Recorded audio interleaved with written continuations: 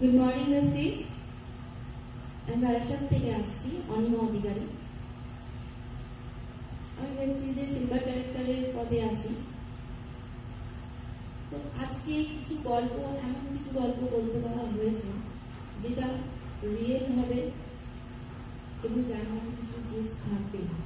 তো আমি এমন একটা মেয়ের এমন একটা গল্প আপনাকে বলতে চলেছি আপনাদের সবাইকে, যেটা তার নিজের জীবনের সঙ্গে রিয়েল, বাস্তব।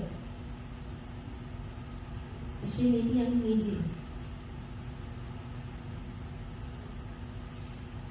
আমি জন্মেছিলাম গরিব ঘরে।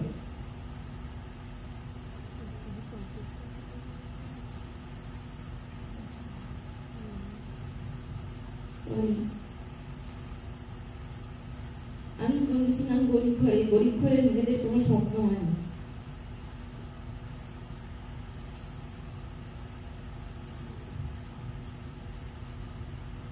কারণ তাদের কাছে কোনো টাকা পয়সা থাকে না। কিন্তু আমি সেখান থেকে দাঁড়িয়ে স্বপ্ন দেখতে শিখেছি যে আমাকে নিজেকে কিছু করতে হবে। আমার বাবা মাকে, সমাজকে প্রমাণ করতে হবে যে ঘরে মেয়েরা জন্মানো কোনো অপরাধ নয়। একটা মেয়েও পারে ছেলের কাজ করতে, নিজেকে সমাজে কোন একটা স্থান দিতে একটা মেয়েও পারে। একটা মেয়েও পারে মা বাবার মুখে হাসি ফোটাতে যে আমার মেয়ে হয়েছে, ছেলে নয়। তো আমার কাছে আসা সমস্ত অপরচুনিটি আমি গ্রহণ করেছি, সমস্ত। এমনকি আমার মনে হতো যে জুতো সেলাই করতেও বলে আমার কোনোদিনও লজ্জা নেই, কারণ আমি সৎ পথে ইনকাম করব। এরকম ভাবে আমি প্রচুর কাজ করেছি, বিউটিশিয়ানের কাজ করেছি। এক একটা টাকা আমি রাখার জন্য হেঁটে হেঁটেও পরিশ্রম করেও কাজ করেছি, প্রচুর হার্ডওয়ার্ক করেছি। কিন্তু কোথাও আমি সেই সম্মান পাইনি। আমার খিদা ছিল শুধু সম্মানে। একটা বিয়ে হয় আমার, সেটা পর্যন্ত আমার কাছে সম্মানের ছিল না। সেখান থেকেও আমি কোনো সম্মান পাইনি। আমার কাছে আমার একটা 1.5 বছরের মেয়ে, সেটাও আমার কাছে চ্যালেঞ্জ ছিল। সেই 1.5 বছরের মেয়েটিকে আমার কাছে রেখে দিয়ে আমাকে চ্যালেঞ্জের মুখে দাঁড় করিয়ে দেওয়া হয়েছিল, তুমি একটা মেয়ে, একটা পুরুষ ছাড়া চলতে পারবে না। কিন্তু আমি সেটাকেও আমার অপরচুনিটি হিসাবে নিই যে আমি মা, আমি একটা সন্তানকে জন্ম দিয়েছি, আমি করব, আমি করে দেখাবো যে কোনো মা হেরে যেতে পারে না, কোনো মা তার সন্তানকে ছাড়তে পারে না, আপনি তা যতই ছেড়ে দিন। আমি আমার সামনে আসা সমস্ত কাজগুলো করতে আরম্ভ করি, কারণ আমার একটাই তখন স্বপ্ন ছিল, আমার মেয়েকে একটা এমন এডুকেশন দেব যার মাধ্যমে ও নিজেও একদিন বলবে যে মা, আমার বাবা নেই বলে আমি কিছু করতে পারিনি, আমার লাইফে কিছু হয়নি। আমি আমারই ঘরের একজনের হেল্পে বিজনেস শুরু করি শাড়ি, কিন্তু সেখানেও আমার পায়ে বেরি বেঁধে দেওয়া হয়েছিল যে সেটুকুই করতে পারবো যেটুকু তারা দেখিয়ে দেবে পথ। আমি যদি আদার্স কিছু পথ দেখতেও পাই তাহলে করতে পারবো না, কারণ নাকি আমার ডিসিশন সঠিক না। আমি এটাই প্রমাণ করতে চাই যে আমার ডিসিশন সঠিক, হয়তো কিছু পথ ভুল ছিল আমার। তো এমন কিছু কাজ আরো আসে যেগুলো আমি করতে চাই, কিন্তু আমার কাছে আদার্স টাকা ছিল না, আমাকে কেউ হেল্প করার ছিল না। আমি কোথা থেকে টাকা পাবো? আদার্স বিজনেস করবো, বিজনেস করতে তো প্রচুর টাকা লাগে, জায়গা লাগে, আমার তো সেটা নেই। তো আমি একটা বিজনেস শুরু করেছিলাম আমার শোয়ার খাটটা বিক্রি করে দিয়ে, কিন্তু সেখান থেকে কিছু ইনকাম করেছি, সাকসেস আমি পাইনি। আমি নিজেকে স্টেবল করতে পারিনি, আমি নিজেকে জগতের সামনে আনতে পারছিলাম না।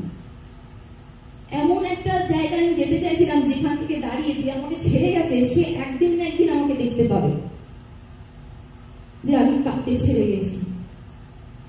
তো সেই সময় ফেসবুকের মাধ্যমে আমাদের কাছে আমাদের আপনার এসে পৌঁছায় ভেস্টিজের হাত ধরে। তো সেই মুহূর্তে আমি ভেস্টিজের কিছুই বুঝিনি, কিছুই জানি না, আমি শুধু এইটুকুর জন্যই জয়েন করেছিলাম। এখানে কোনো ইনভেস্টমেন্ট নেই,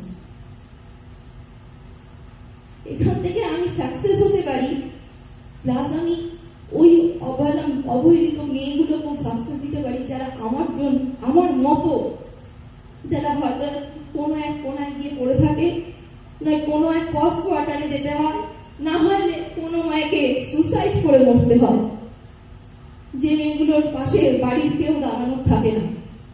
আমি তাদেরকে সাকসেস দিতে পারবো, আমি সেই মানুষগুলোকে সুস্থ করতে পারবো যারা ওষুধের না কিনতে পারার অভাবে মারা যায়, হয়তো আমি নিজের থেকে দিয়েও সুস্থ করতে পারি। তো তখন আমি ভেস্টিজে সাইন করেছিলাম। সাইন যখন করেছিলাম তখন সেটা আমি আমার নিজের কাজ হিসাবেই জয়েন করেছিলাম, যেটা আমার নিজের। তো আমি ভেস্টিজ আমার জীবনে, ভেস্টিজ এক দারুণ চেঞ্জিং আনে, যেখান থেকে আজকে আমি সাকসেস, আমি সিলভার কারেক্টার, যেখান থেকে আমি পথ দেখতে পেরেছি যে আমার মেয়েকে একটা ভালো এডুকেশন দেবো, আমি নিজে গাড়ি চালাবো, সেই স্বপ্ন আমার ছিল, কিন্তু পকেটে একটা টাকা ছিল না, গাড়ি চালাবো কি, গাড়ি কেনার মতো তো সাধ্য নেই।